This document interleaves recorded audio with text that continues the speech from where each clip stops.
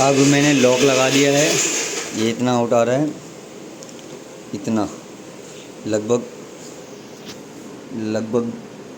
2 इंची का। कोई नहीं, आप चला लो करा लो। और ये मैंने कर दिया लॉक। ठीक है, ये बिठा दिया, ऊपर से गैप आ गया। इस साइड भी मैंने कर दिया लॉक। और अब मैं इसको डोर को खोलता हूँ तो आराम से खुलेगा। ठीक है, और ये आराम से ऊपर जाएगा भी, मगर इतना आउट है।